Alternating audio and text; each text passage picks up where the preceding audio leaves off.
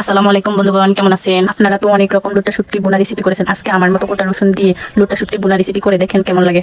আমি এখানে 50 গ্রাম লোটা শুটকি নিয়েছি, যেহেতু আমার পাশে কেউ খায় না শুটকি, শুধু আমি খাই, তার জন্য 50 গ্রাম লোটা শুটকি আনছি। আমি এগুলার মাথা, লেজ, পাখনার কাছের আঁশটাগুলো সুন্দর করে কেটে নিচ্ছি।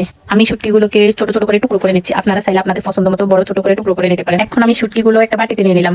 আমি এখন শুটকিগুলোকে গরম পানিতে ভিজিয়ে রাখবো 30 মিনিটের জন্য। শুটকি গরম পানিতে ভিজিয়ে রাখলে ময়লাগুলো তাড়াতাড়ি পরিষ্কার হয়ে যায়। এরপর ঠান্ডা পানি দিয়ে ভালোভাবে ধুয়ে নিলাম। দিয়ে দিলাম অল্প একটু তেল, কুচে রাখা পেঁয়াজ, কাঁচামরিচ দিয়ে দিলাম। পেঁয়াজগুলোকে কিছুক্ষণ নেড়ে ছেড়ে লাল করে নিয়ে একটুখানি পানি দিয়ে দিলাম। দিয়ে দিলাম আদা বাটা, রসুন বাটা, দিয়ে দিলাম একটুখানি হলুদের গুঁড়ো, দিয়ে দিলাম একটুখানি মরিচের গুঁড়ো, দিয়ে দিলাম একটুখানি লবণ।